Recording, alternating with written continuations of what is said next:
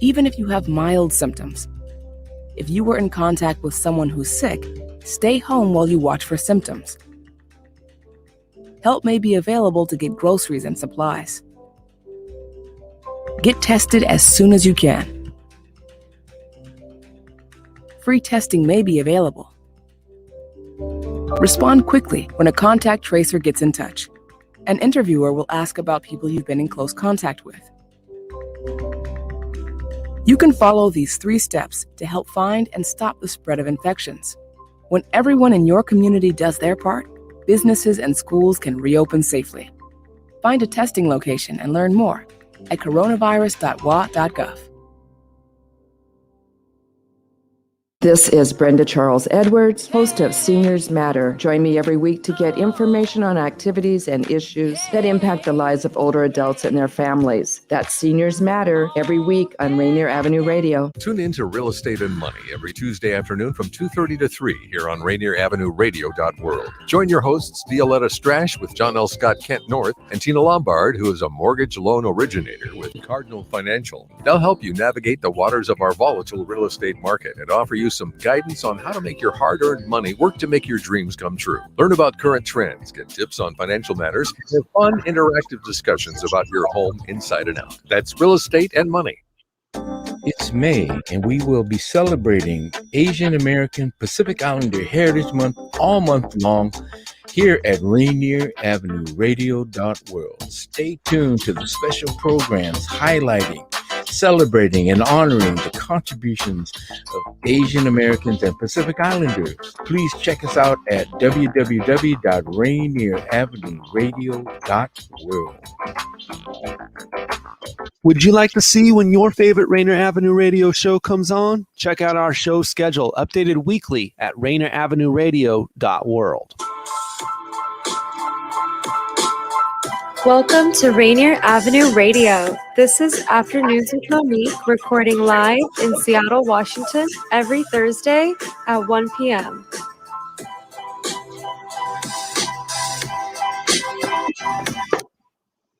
Good afternoon, Seattle. You are on Rainier Avenue Radio. This is Afternoons with Monique. I'm Monique Lee, your host. When it comes to Seattle, it will be hard-pressed if people don't know what Seattle, the Space Needle is, or the Pacific Place Center, Pike Place Market. These are iconic structures and monuments of Seattle. But if you're Asian American, you would be hard-pressed not to know what Uwajimaya is. My next guest, Tomio Moriguchi, is the CEO and leader of Uwajimaya for over 40 years, and he is one of the city's beloved cultural, civic, and business leader. Please help me welcome to the Seattle one and only Tomio Moriguchi. Good afternoon, Tomio. How are you? Can you hear me? Okay. There's something going on because I can't hear you. Are you plugged in to the Ethernet? Wi-Fi is not connecting well.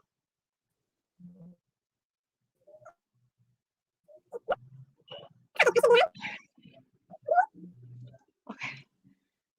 Dan, what's going on? Dan is our producer in the background there. He's helping us with the connection. Okay, I cannot hear you very clearly. It might help to connect the Ethernet cable directly into your computer. With that might help.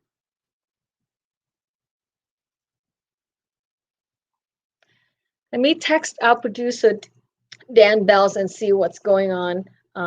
1 second. Dan Bells. Well, I would definitely want to take a moment, since we're having technical issues, to acknowledge the behind-the-scene people. Dan Bells, Tony Benton, well, there are Karen Zammer. Okay. Tomio, are you there? Can you I hear me? am. Okay, great. Can you hear Okay, me? I can hear you now. Thank you. Thank you so much for coming on our show and sharing with us your history and perspective. So let's first get started. We are just right on time. So, Tomio, I've had a chance to produce your history a little bit online. You are the CEO for Wachimaya for over 40 years, and everyone knows, everyone who lives in Seattle, every Asian American who visit Washington State has to. Your store is like a local um, tourist destination attraction. Everybody knows Wachimaya. Now, by the way, there is a U in front of Wachimaya, but how do you pronounce it correctly? It's a correct Uwajimaya. Oh, Uwajimaya. okay. So the U is pronounced. All this time, someone corrected me and told me that U is silent. You're supposed to just say Wajimaya. Is that Well, crazy? yeah, I don't know. Yeah. I say Uwajimaya. Yeah. Oh, okay. Well, it's your store, so you were the CEO there for a number of years. So whatever you say goes. Okay. So, Tomio, you are retired from what Uwajimaya now, but you're still on the board of directors there. No, I left when my daughter was chosen as the president. So I felt Okay. that she didn't want me on the board. Okay. All right. Well, the first part of the show, I love to get to know your history a little bit. Um, you've been in Washington, your family been in Washington for a long while. Your store is like an institution in Seattle. Can you share with our audience who may not know about you, about your history? Where were you born and raised? Yeah, my father came from Japan about 1920 from the place close to Wajima. So that's why the store is called Wajimaya. And then he married my mother, who was born in Seattle but raised in Japan. And so all of us, there's 7 siblings. And he started the business in 1928. But 1942, we were evacuated and moved to Tule Lake, one of the 10 encampments for Japanese Americans. Uh, At that time, my mother and father had only 4 children. They came out with 7, so they added 3 in the 3 years we were there. So my father, after the war, came to Seattle instead of going back to Tacoma, and he bought a little business in 1946 on Main. This is after World War II. Correct, 1946. I was about 10 years old then, and so me and my brother and sisters all helped going to school. Then when I graduated college, I went to work for Boeing for a couple of years. And that's unfortunately when my father passed away in 1962. Right. So I went back to the company for a few years. And then 48 years later, they probably finally got rid of me. So. Well, you're much too humble. I had a chance to look at your list of accomplishment and honors and awards. Dan, do you have? Okay, here we go. My goodness, in your years of leading Wajimaya, we have so many honors and awards and roles in the community that you took part in, you helped led. It's just impressive, and it's something that I look forward to learning from, because how could someone as busy as you are running Wachimaya, the store, have time to participate in so many civic activities, community activities like this? Okay, thank you, Dan. It's just baffling to me. How do you find all the time to participate? You were on a number of boards over the years, helping them, guiding them, advising, and collaborating with them. So how did you find the time, Tomio? Well, I thought as a struggling minority business, it was part of the, how do you say, business responsibility to become involved with the community. And so a lot of those organizations are community improvement and things like that, or social and cultural organization, which I thought kind of helped our business, and then secondly, I've spent a lot of time with the nursing home, elderly care, and that was because my mother and father had a lot of single Japanese people from Japan that had very little family, and they would come to visit with my mother and father. And I remember occasionally I would have to take some of these elderly people to the Harborview Hospital because they were ill. And so we just became, I don't know how you say, accustomed to trying to help the East Side. Help them navigate the system and learning how to help themselves with their health situations. And many of the bachelors, especially the men, they had no family, and they, if they were from Seattle, they had a lot of friends, but a lot of them came from, like Montana, and they had no local friends. They all had friends from where they are. But anyway, so our business and my parents became kind of involved with trying to look after, not a lot, but a few East Sides. And then the few that we got to know very well were from the same area my father was from. So that's how I got involved with the elderly care programs. Yes. Not to dilute from your role as the CEO for 40 plus years at Uwajimaya, you also have a newspaper in Japanese? Oh, that's a long story, but my father's cousin, after the World War II, he and about a half a dozen, mostly businessmen, restarted the Japanese newspaper, a newspaper that was started 1902. Mm-hmm. And so as I was going to Japan to tend to our Uwajimaya business, he would ask me to buy various equipment related to the newspaper. So in 1988, I officially they adopted my involvement with the newspaper. And at that time, it was only Japanese only. So I said I would involve myself if we could make it part Japanese and part English. So that's how I got involved with the newspaper. Right. So what about, I'm sorry?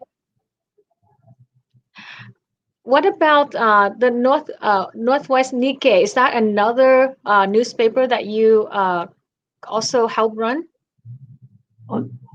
No. That ours is called the Hokubei Japanese, but in North American Post. And then actually 20 years ago, I got involved with Soy Source, which is an exclusive Japanese newspaper. So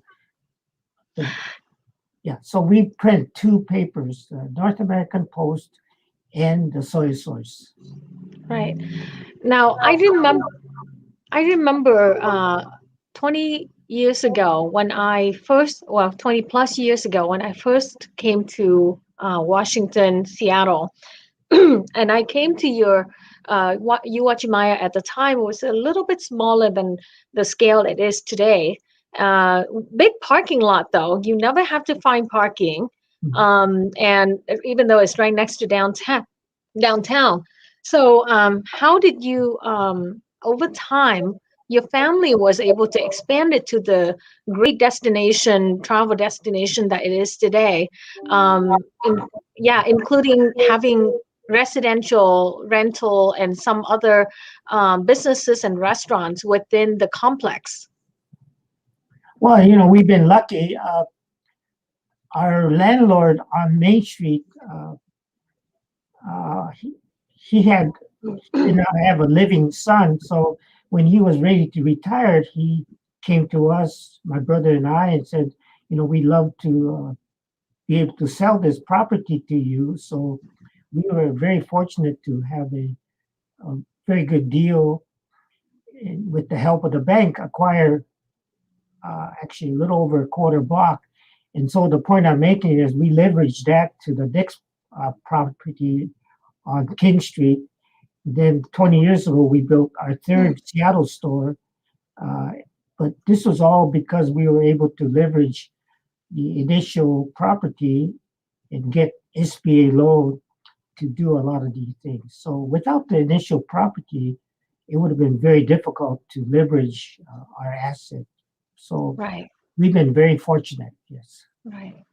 I've known you for probably 15 plus years. That's, by the way, I call you by your first name because we've been friends for a number of years, just in case if the listeners are listening, wondering why I don't call you Mr. Moriguchi, is because I've had established a friendship with Tomio for over 15 years, I would say. Do you think that's how long we've gone far back? Yes, I was trying to think back. I think you were selling securities and you were trying to sell to me, and I don't think I bought anything. Yes, always trying to connect with other Asian American business people. That was me. I had you on the show today because it's Asian Heritage Month, and you are a honorable, a respected member of the community. You are business savvy. You know everybody. And you were even nominated and honored as First Citizen Award in 2020. And you had been awarded by the Emperor of Japan. I mean, from Seattle to overseas. Tomio, you know people and people know you and they respect you. And that is why I thought having you on the show and having someone that had been in the community for a long time, who had been not only working with the community, but you played the leadership role and guidance and mentor to a lot of people. And so I wanted to talk to you about today the problem that we're facing as Asian Americans in America today with the hate crimes that is going on in the country. And we talked a little bit about this. And you and I were both Asian Americans, and we have struggled over this issue over the last year. What do you think at this point, what we can do? I mean, share with us your perspective as an Asian American business person, an executive for a major grocer and business in Seattle. Your perspective and how can we help in the conversation of inclusion for Asian American AAPI community? Well, we did talk about this a little, and unfortunately, this incident or situation is not new. It's probably got expanded for a couple reasons. It's just a lot of unknown going on, and people always want something to blame or somebody to blame. But I think, as I mentioned, the American people in general are aware of the problem, but they try to solve it at that level that it's happening and not try to get to the root of it. And to me, it kind of oversimplified, but the demeanor and the interest and the hate of other people start at a very, very early age. And we don't talk about these things to our students until they're second, third grade. And I think that's too late. You have to teach the children, and I don't know how you do that, but you have to teach the children to respect other people and respect people's property. And so the point is, it's got to happen sooner than later, and it's got to be at the K Very level early. and done at home. Right. Well, you and I talked about the differences in culture in Asia and here, where in Asia, and you were born and raised here, but you visited Asia, Japan, and other countries, and you've had a chance to observe how Asians live in Asia and how they teach civic duties. and care and inclusion over there. Can you share with us some of the things you've seen and make you think? Well, I've been told, and I've seen it on Japanese TV, where kindergarten and first graders at school, they are uh, not allowed, and they are participate in Encouraged. encourage. Well, I guess it's part of their curriculum Mm-hmm. to watch the blackboard. It's white now, but it used to be blackboard. Then pick up after the trash. And some schools even would allow the children to eat in their class, but they would have monitors, or every day there would be fellow students pick up after them. And so they learn to be responsible, but also to respect other people, because you're not going to trash or make things dirty if you have to clean up. So, and I'm sure that's an oversimplification, but I think we tend to spoil our children, try to do everything for them. So I think we have to teach the children, or encourage the children to participate in just a general cleanup of wherever Caring they for live. for their surrounding and people around them. Because And if you don't start them young, Mhm. I think it's difficult. So, What, Japan is far from perfect, but they tend to be a little cleaner, respectful of other people, and I think that's what we lack in the United States. right. This sense of care and community really is important. Japan. I read, and I have only visited the airport, but I've read so many publications. People all over the world respect the Japanese culture with the sense of respect to their elders as well as their parents and the community. There's a sense of inclusion that we can definitely carry over to our community here in the US and really highlight those features that work well for one community that could work well here for us here. So I appreciate that you share that sentiment with me, and I share with you my experience here also in Seattle. Washington State is a very progressive state, but we are a part of a nation that has a history of racism against minorities, not just Asians but also blacks. So there is a number of lessons and things that we can do. Um, I sent over a couple of articles for you to read. What did you think about those articles? Let's see. Yeah, I enjoy. I mean, not enjoy, but I looked at it. But excuse me, I just like to interject one thing. Reading some of the things today, I read an article, or they said that it's okay not to be perfect, and that's the kind of a wrong thinking that the Americans have. That We should strive for excellence. yeah, but they said it's okay not to be perfect, and that kind of sets a bad tone. No one will be perfect, but if you strive not to be perfect and not to be respectful, that's the fallout of some of the problems we're having. But I Right. think I think we agree that uh, some way getting to the younger people to uh, have this discussion is good, but I don't know how to go about that. Right.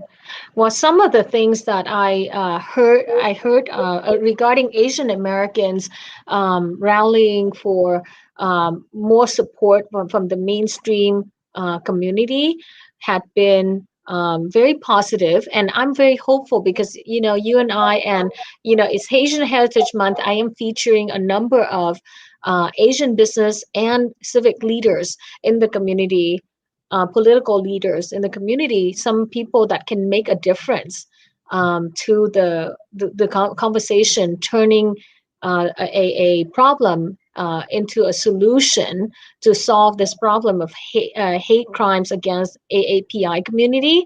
And there were a number of things that I sent over to you, because I think, as a member of the community, as a respected member, long-term leader in the community, you asked me, what can we do, right?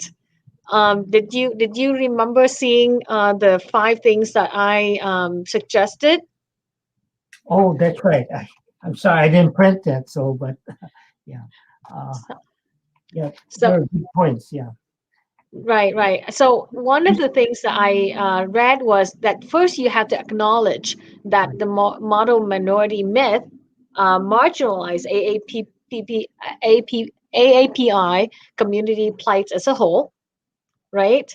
And then, what else can we do? We gotta check in and offer specific form of supports to the AAPI community from the mainstream community, like checking in with the AAPI peers and showing that they're aware of the news and demonstrate the care for Asian American well-beings, as well as offering forms of help. But most importantly, I think because you have been a public figure and a business owner and leader in the Seattle business scene for a long time, perhaps you can make some suggestions and guidance to businesses, which is responsible as a primary site of discrimination. I read that there are 35.4% of hate incidents happen in the workplace, with only about 25.3, not only, but it's a lower incidence percentage of reported incidents that take place in public, only 25.3, comparing to the majority of hate incidents happen at the workplace. So you were still very much involved in the business scene as well as the a public figure. Perhaps that is something that you can address or help the business community. Yeah, I'm sure I didn't print that, but I think your points are well taken. But I want to get back. I think a lot of this starts at home. So I think it starts. Individuals have to take responsibility to, just think good thoughts, and that's all I could say. Yeah. Right. Well, I agree with you there. Starting from the home, I've always thought, psychologists and all that field sociologists, they study the subject for a long time, and they should probably know the reason why we have so many hateful, loveless, careless incidents in the community is probably stemming out from the lack of formative teaching in the early years for the children. So these children grow up to be hateful and criminal adults. So I fully agree with you there. And I hope, this conversation that we are carrying on right now will bring more attention, more awareness into the subject of AAPI inclusion. And I really hope that will ring a bell. I have to agree. There's not much, but I just want to repeat that it has to start at the home, and doesn't seem to be doing that. And I don't know exactly how you could do that, other than I don't know. There's no classes for parents to teach their children this issue. Maybe we could. Well, you just have to talk to the children, You just have to tell them about what's important, and it's important to care for your neighbors, be respectful to the elders. These are values and principles that may not have been addressed properly or often enough in the home, like you said. And there need to be a conversation that parents need to have with their young children from a very early age, disciplining and teaching. Well, we have just about 30 seconds left. Tomio, it's really great to see you and hear from you. I appreciate that you came on and share a little bit about your history and your thoughts and your perspective on Afternoons with Monique today. Okay. Well, thank you very much. Good luck. Yes, thank you.